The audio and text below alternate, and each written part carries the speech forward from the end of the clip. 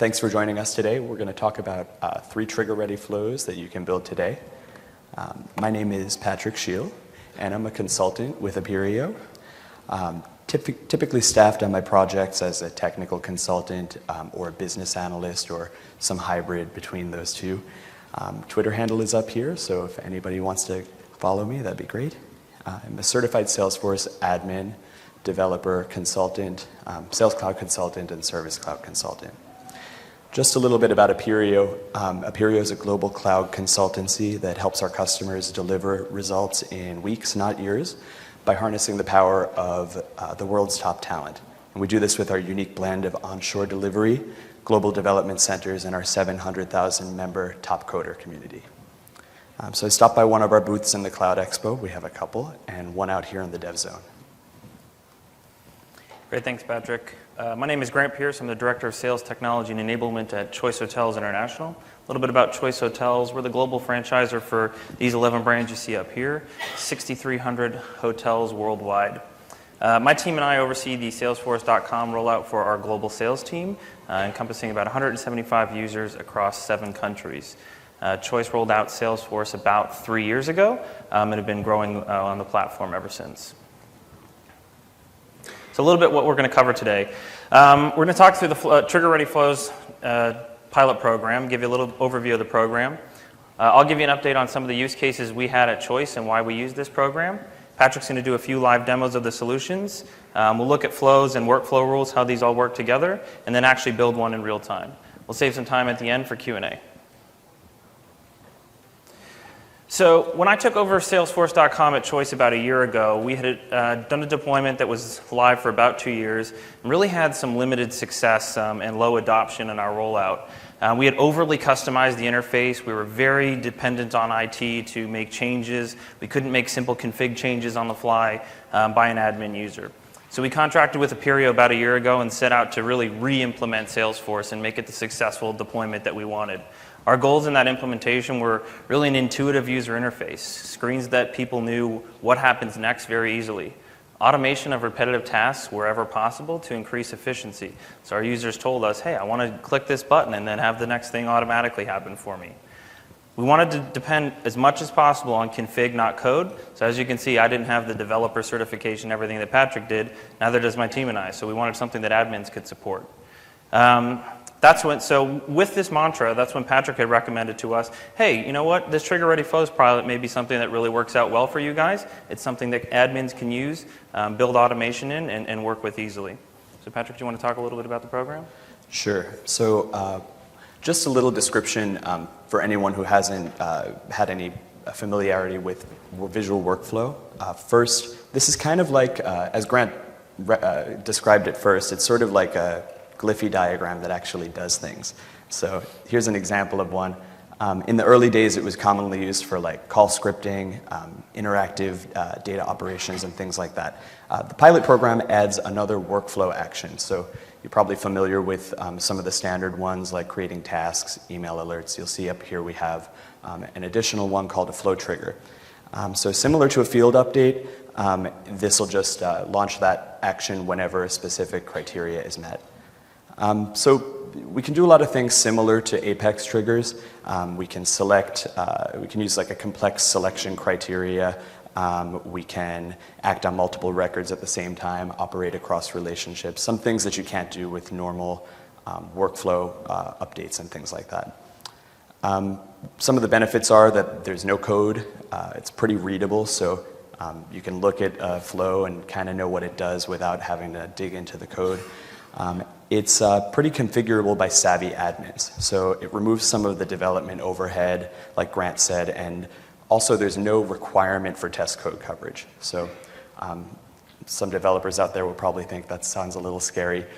My recommendation is that you of course, can add test code coverage just to make sure that as new releases come out, everything continues working. So. The first flow we're going to talk about is a chatter auto-follow flow. So this is something that you could repurpose really in any org.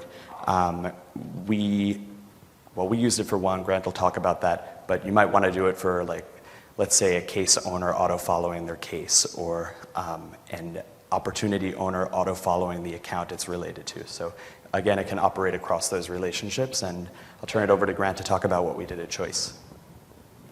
Great. So the way we used this flow at Choice was we had, which I'm sure many of your orgs had, a desire to get out of email where we could and really get conversation into chatter. So as I mentioned, we did this as a global deployment, and oftentimes we have opportunities that our teams across the globe need to collaborate on very easily. This flow allowed us to drive adoption of chatter, allowed communication to stay very public in the feed and automatically notify these different global account directors across the globe when they're added as an opportunity team, allowing them to very quickly collaborate on those opportunities, close business more efficiently, and also reduce email, which everybody was happy about. This actually really drove chatter adoption for us and overall Salesforce adoption because it put that information right into Salesforce at their fingertips when they needed it, cut communication time from hours down to minutes. I'll let Patrick talk through the flow. Great. So we'll go into a live demo here and show you what it does first. So let's get into this opportunity here.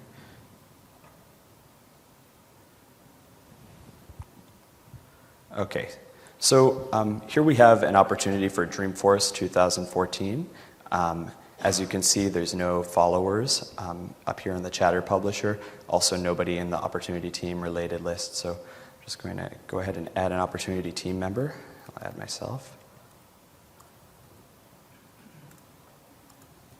It's a pretty simple one, but after this is done, you'll see that not only am I in this Opportunity Team related list, but I've been added into the Chatter followers. Additionally, you'll notice that we this is done with an Apex trigger. Right now you can't use @mentions in flow triggers, but we have a separate Apex trigger that fires after a new Opportunity Team member is added. So this just basically mentions the name of the new team member and their role on the team. So pretty simple workflow. It just fires on the Opportunity Team object. So I'll dig into how we built it. Okay, so just like a normal workflow rule, you can see that we're firing on the Opportunity Team member object. The evaluation criteria is every time a record's created, and the rule criteria is just true. So we're not really filtering on anything. This happens every single time that record's created. And the workflow action is the flow trigger, and this is what the flow trigger looks like. So we specify the flow, the visual workflow that we built, and then right below it, you'll see highlighted there is the parameters we're passing into the flow. So in this case, it's the team member ID, and we'll show you where we use that once we get into the flow. Here's the flow designer, and as you can see, our first element there is a record lookup. So we're going to look up an Opportunity Team member where the ID matches that team member ID that we passed in from the workflow rule. So first thing we're doing is setting the object at the top of the record lookup, Opportunity Team member, matching on the ID field to that variable. And then we're going to pull out from the resulting records the Opportunity ID and the user ID of the matching record. So next we go into a record lookup element. And what we're doing here is we're checking for an existing entity subscription record. So this is that user already subscribed to this opportunity? So we'll just do a lookup on that entity subscription object for a record with the same Opportunity ID in the parent ID field and the same user ID in the subscriber ID. The next element's a decision. So we're going to check whether anything was found in that previous record lookup. If so, the flow ends. And then you can see the no there in between those last two elements. So if there is nothing found, then we move on to the final element. And this basically inserts the entity subscription. So we're going to create an entity subscription record with the parent ID as the Opportunity ID and the subscriber ID as the user ID. So that's our first flow, and we'll move on to the next one now. So the second one we built at Choice is to batch create child records. We can use this in just to make it kind of accessible for other people's orgs. You could use this if you wanted to, for instance, add all contacts to a campaign when a certain criteria is met on the account or something. Like, let's say we want to add campaign members for every contact on an account when a field changes or something like that. That would be a great use case for this. And I'll turn it over to Grant to talk about what we did. Yeah, so the way we use this at Choice, one of the things that we use on the platform in our global sales deployment is we manage large group requests for all of our hotels globally. So we get, as you can imagine, tens of thousands of requests every year through the system that our inside sales teams manage. Prime example of that, some opportunities are too big for any one hotel to support. So many hotels get the opportunity to propose some level of rooms that we can roll up and ultimately have a chance at winning. Dreamforce, great example, right? Hundreds of thousands of people here, tens of thousands of room nights at hotels. You're probably scattered all over the place. No one hotel could have housed everybody, but every hotel had a few opportunities to propose what they could offer. This allowed us to copy over the opportunity value and send it out to multiple hotels. Have hotels propose back how many rooms they were able to offer so that we can show it up to the client and see if it's ultimately accepted and booked. So this flow allowed us to create those proposal records from what the hotel had sent back on each individual room night and property. Great, so I'll do a demo of this solution first. I'll go back into our Dreamforce opportunity. Got a couple of those open. All right, so looking at that same opportunity we were referencing before, we have at the opportunity level this related list for room requirements. So for each night, Salesforce.com wants Choice to give them 500 rooms. So we have one for the 14th, 15th, and 16th. And we've sent this RFP to 2 hotels in the area, the Roadway Inn Civic Center and Comfort Inn by the Bay. So what would happen next? There's a couple avenues that the hotels can reply through, and they send a proposal to inside sales. So we'll say that inside sales is getting a call, and they're just going to create a proposal for the Comfort Inn.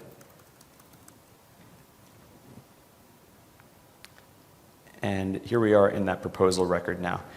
As you can see, we have this room requirement responses related list. And basically what this does is it creates a record associated with the proposal that corresponds to each of the room requirement records on the opportunity. The idea being that each hotel will have a different response. So what we can do now is pop into our Visualforce page here where we're going to enter what that hotel offered. So let's say they asked for 500 of any room, so we'll say that this Comfort Suites is able to offer 50 double at $259 and 20 suites at $309. Populate that across the 3 different nights. Okay, and that's what inside sales would do basically to denote what this hotel has offered. So I'll hop into the flow now to show you how the whole thing is built. Okay. So the workflow rule fires on the on the proposal object. Again, this is every time a record is created, and it catches all records. So the entry criteria is just true. You'll see we have a couple different workflow actions at the bottom, and the one we're concerned about is that last one: create room requirement response records. Similar to our last flow, we're passing in some input variables. And in this case, we're passing in both the opportunity ID and the newly created proposal ID. So taking a look at the flow in the visual workflow designer here, the first element we have is a fast lookup. So we're going to a fast lookup. This is generally available now as of, I believe, summer. This is a way to look up a collection of records as opposed to just a single record that you would use the record lookup for. So we're going to look up room requirements from that room requirements object that where the RFP room requirements field matches the opportunity ID. And down at the bottom of that fast lookup, we're assigning the resulting collection to an S-object collection variable called opportunity room requirements. Next, we're going to loop through those room requirement records. So we're looping through the opportunity room requirements in ascending order, and for each of the elements in that collection, we want to assign the individual element to the loop variable, which is this room requirement. And finally, we go into the record creation element, and that creates an individual room requirement response record This is a junction object that relates the proposal to that room requirement record. Okay. So we'll move on to the third flow, and this will be the fun one. We're going to build this one in real time after Grant talks about the business use case. So the premise behind this one is we want to be able to update all of the child records related to a specific parent when a certain criteria is met. So you could maybe use this if you want to update the contacts related to an account when the account status changes, or when the account value changes, maybe. And this is how we use it at Choice. Right, so to build on the example that we just showed, as hotels start to submit proposals with their various different levels of room nights and rates and things, multiple hotels have a chance to win a piece of that opportunity. And what we wanted to do was use this flow to, as we say that the client, in this example, Salesforce, has accepted that proposal, we want to mark those room records as booked and roll them up to show how much of that opportunity we've booked. So we can do this on multiple proposals and allow us to show the total that we want of that opportunity value. Great. So I'll hop into my flow designer here, and fingers crossed for a good live demo. Okay, so the first thing we're going to do is a fast lookup. So drag this fast lookup element onto the canvas, and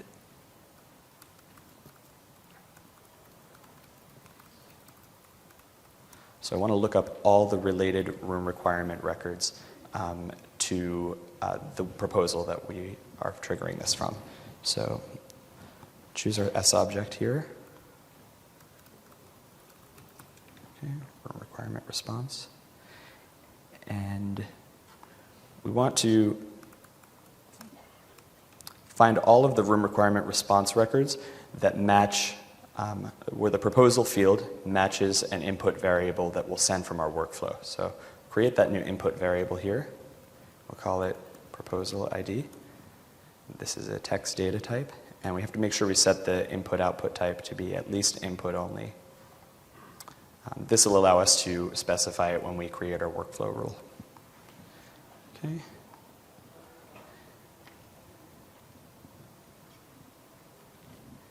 And then we want to assign it to a new S-object collection. So we're going to return, hopefully, or possibly, multiple of these room requirement response records. So I'm going to choose the S-object collection variable. We'll call it room requirement responses.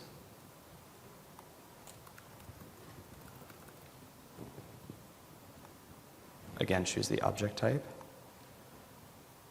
And finally, which fields we want to save in this collection variable. This is just the proposal accepted. So this is a checkbox. We're going to check on all of the records. So just to give you a little bit of background, what we want to do when the proposal is changed to client accepted, we want to loop through all of the room requirement response records, check a box on each one. Then we can filter a standard roll-up summary and only roll up those records. Okay. Next, what we'll do is we'll loop through that collection we just created.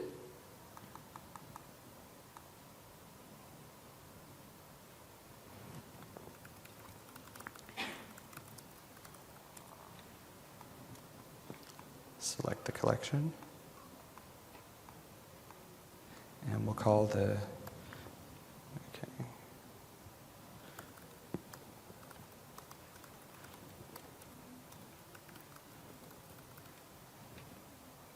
call the current variable room requirement response. Just draw a connector line here, set my first element. And next what we'll do is for each element in the loop, we'll assign that checkbox to be true.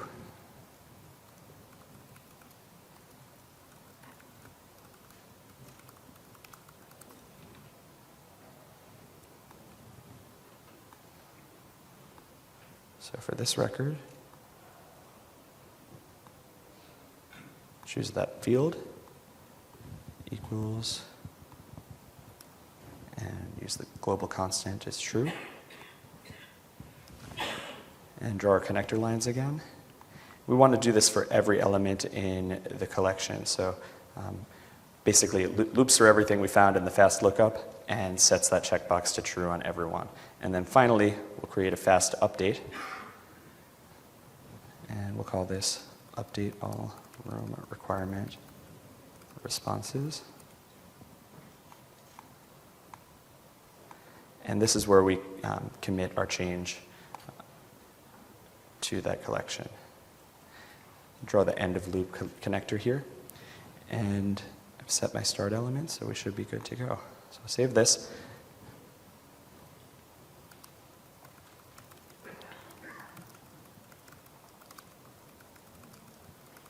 Give it a meaningful name here.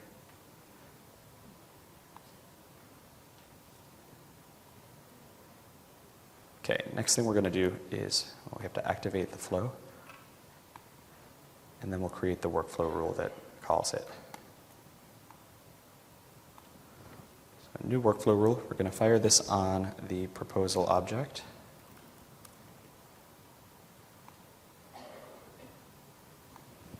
And we'll say it's when proposal status is changed to client accepted. So we'll say proposal status.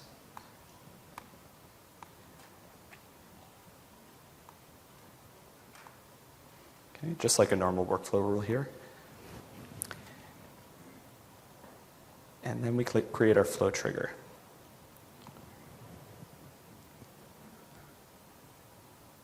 So I'll select the flow that we just created first.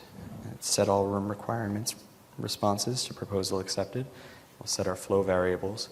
This is where you're able to access the input variables that you created in your flow. So proposal ID. And then set the value of that variable. And just want to pull out record ID here.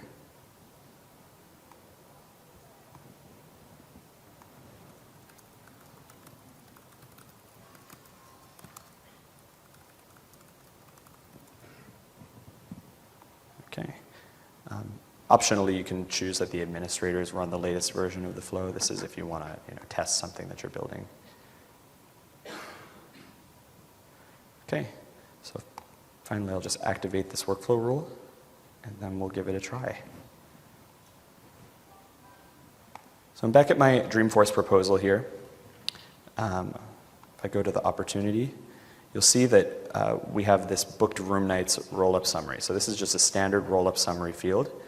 And if I go back to my proposal for Dreamforce 2014 at Comfort Inn, we have 210 room nights on this proposal, but it's still in a new status, meaning that the client hasn't accepted or rejected it yet. So if I set this to client accepted, our workflow rule should trigger. Those 210 total room nights should then all be marked as booked and then roll up to the opportunity. Okay, great. So, moment of truth. And here we go. So now under our booked room nights, we have the 210. And what happened behind the scenes is on the proposal record, all of those related room requirement responses record, all of these now have that proposal accepted checkbox checked. So we're able to filter the roll up on that. Okay, so we'll just hop back into our presentation here and talk about a couple lessons learned. So this is a pilot program. There were a couple things, a couple challenges we ran into along the way. Grant can attest to, I'm sure. Workflow rules with flow actions are a little bit less forgiving than your normal workflow rule. Like if it doesn't work properly, you'll just get an error, like an apex error or an email in your mailbox. And it wasn't the most descriptive error all the time. So we ended up having to just solve for really unexpected outcomes. So make sure you solve for all possible outcomes. Apex developers out there will know what I mean with that. But so the expected outcome, the alternate outcome, and then the unexpected one. Add fault connectors whenever you can. So if you're familiar with visual workflow, you can drag a fault connector out of any element. Since you can't have a screen, you would have to create some sort of an object to grab your errors somewhere, or or a custom plugin to log them to your system log, your debug log. Deployment's a little tricky. You have to manually activate flows after deploying them, and since you have to manually activate them, if they're linked to a workflow rule, you can't always select the right flow from that workflow rule until it's active. So sequence of deployment steps are important. If you're using like the Ant migration tool, you want to first deploy your flow, then go in and manually activate it, and then separately deploy your workflow rule with the flow trigger action. So we kind of had to figure that out with trial and error, but finally did. And then with all flows, there's some version number conflicts that you'll run into. So if you're deploying a version number that already exists in your target org, you may have some problems with that. So you just need to modify the version after you retrieve it and push it into your new org. Again, test coverage, while it's not required, helps. And finally, this is a pilot program right now, but contact your Salesforce AE if you want to participate in it. So a little bit ahead of time, but I'm happy to take any questions.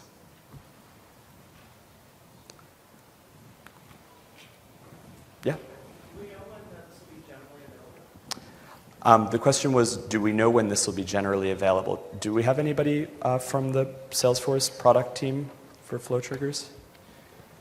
I don't know, unfortunately. Yeah. Any other questions? Yes? For the tests, are you just using the same method for architecture, or are there different methods? No, you just write a normal test class. So, just create some records and then check whether whether the right outcomes happened, and then just do a system assert to see if your test class passes. Yep. Yes? So behind the scenes, is it actually Apex? I would imagine so. The question was, is it actually Apex behind the scene? My guess is that, whatever Apex is sitting on top of is probably what's happening under the hood. So I don't know if hope that answered your question. So the interface basically is formats all the code for you. You don't have to worry about where these values go and all that stuff. You just enter in criteria. That's right. Yeah. So you don't have to worry so much about your syntax, about kind of the quirky differences between one language and another, because curly brackets are not a concern in this, obviously. So yes. The activation portion that you were manually, can that be automated? So I think that it can be, but my understanding is that it can be automated if you use change sets. Personally, I've never deployed these using a change set, so I couldn't tell you for sure, but I know that when you're deploying it with the Ant migration tool, you have to do it manually. Okay. Happy to take any more questions, or if anybody wants to talk one-on-one, Grant and I will be here for the rest of the hour. Okay. Thank you. Thanks.